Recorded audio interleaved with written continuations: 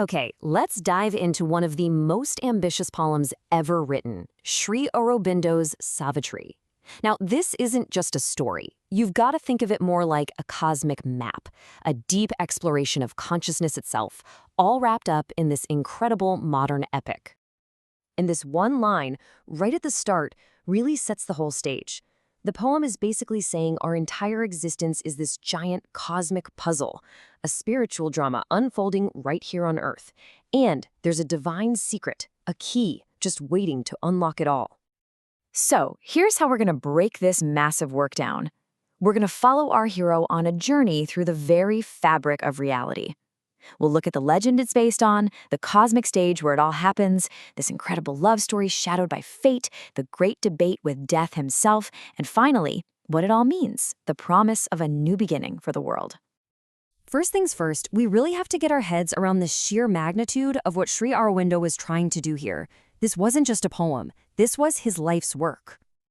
So it starts with a classic tale from the Mahabharata, but it completely transforms that simple myth into a symbolic map of our spiritual destiny. The characters, the events, they all become symbols for these huge forces within ourselves and, within the universe. And the scale of it is just staggering. Get this, we're talking about nearly 24,000 lines of incredibly complex poetry. This became his main focus for the last decades of his life. He was actually still dictating revisions even when his eyesight was failing him. It's just incredible. Okay, now let's zoom out and look at the cosmic stage where this whole story unfolds. Because this isn't just happening on Earth, This is a battle that stretches across every single plane of existence. So the poem pictures the universe as a kind of world stair, a ladder we're all climbing. It starts way down in the dark, unconscious depths, then moves up through matter, into life, and then into mind, which is where we are now. But the ultimate goal, the top of the stairs, is this divine, all-knowing, superconscient light. Everything, and I mean everything, begins in this vast, sleeping state that the poem calls the unconscious. Think of it as the universe's absolute ground zero, a void that secretly holds the potential for everything that will ever exist. And this slide just nails the central tension of the whole poem. It's all about this slow cosmic evolution out of that original dusk and toward the ultimate final flame. The entire universe is caught up in this epic journey, from a sleeping darkness to a fully awakened divinity. Okay, so into this huge cosmic drama step our two heroes, and their love story becomes the engine for this entire epic. Their personal journey, well, it has universal consequences. So you have Savitri, who's basically an incarnation of divine grace, and she finds her destined partner, Satyavan. Their bond isn't just romantic love, not at all. It's portrayed as the key to cosmic power itself, the union of spirit and matter, of consciousness and form. But right when they find each other, bam, this devastating prophecy hits. It completely sets the stakes. Suddenly, it's not just their love that's on the line, it's a battle against an absolute, unchangeable fate. Life itself is in a race against time. But then the sage Narad reveals something deeper. He explains that this fated death, it isn't just some random tragedy. It's actually a necessary event, part of a secret divine plan. Pain and death aren't just endings. They're tools, opportunities for the spirit to achieve something even greater. So, the year passes, the prophecy comes true, Satyavan dies, but here's where it gets incredible. Savitri doesn't just grieve. No, she follows his soul into the afterlife and confronts the god of death himself. And this sets the stage for one of the greatest philosophical showdowns in all of literature. So death makes his case, and it's a powerful one. He's basically saying, you humans are fleeting, meaningless. Your love, your hopes, your entire lives, it's all just a delusion in the face of my eternal oblivion.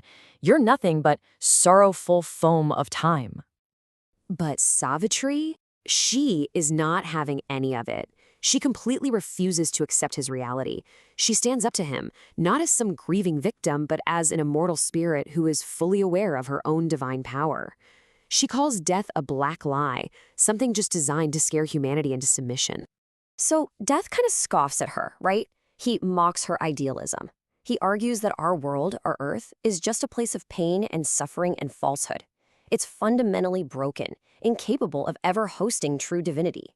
How, he asks, can heaven exist on this dolorous soil? And this is Savitri's crucial final point. Her argument isn't just about her personal love for Satyavan. She's arguing that love itself, capital L, love, is the sacred cosmic force that's meant to unite the mortal with the immortal, to connect Earth with heaven. It's the one thing that can bridge that gap. So this really brings us to the ultimate question at the heart of the entire poem. Is love just a fleeting human emotion, or is it something way, way more powerful? Something that can actually change the rules of reality itself? All right, now for the victory. This is the stunning climax of the whole poem. And it's not just a personal win for her.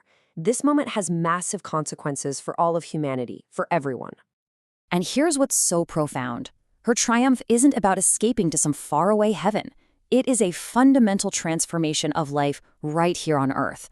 She doesn't just save her husband. She changes the rules of reality for all of us. Her victory means a monumental shift. It's a cosmic event that completely alters the destiny of our world. So Satyavan is brought back to life, the absolute law of death is broken and replaced by a higher spiritual force.